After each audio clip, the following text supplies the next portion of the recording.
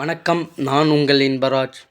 தினம் ஒரு தாவர வகையில் இன்றைக்கி நம்ம பார்க்க இருக்கிறது எருக்கம் செடி. எருக்கம் செடியினுடைய நன்மைகளும் அதனுடைய மருத்துவ குணங்களை பற்றி தான் இப்போ நம்ம பார்க்க போகிறோம்.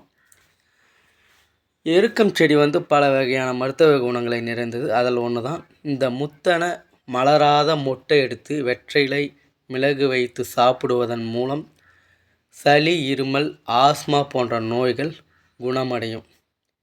அதே மாதிரி மூட்டு வலி போன்ற இதுகள்லாம் குணமடையும். அதே மாதிரி இந்த மலர்ந்த பூவில் தேன் அதிகமாக நிறைந்திருக்கும். பார்த்திங்கன்னா தெரியும், இந்த குளவி, எறும்பு, பூச்சி எல்லாமே இந்த மலர்ந்த பூவில் தேன் எடுத்து உயிர் வாழ்கின்றன. அதே மாதிரி மனிதர்களும் உணரக்கூடிய அளவிற்கு இதில் நிறையாவே தேன்கள் இருக்கின்றன.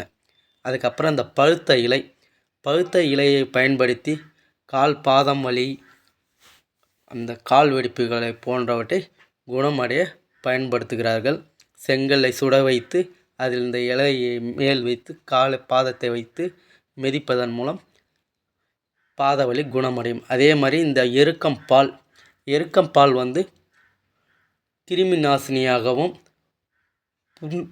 உடம்பில் உள்ள புண்களை குணப்படுத்தும் தன்மையும் கொண்டது இந்த எருக்கம்பால்.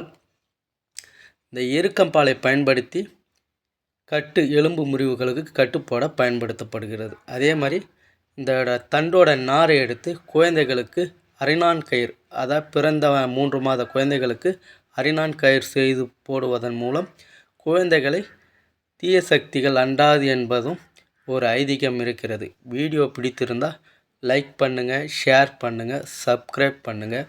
நன்றி, வணக்கம்.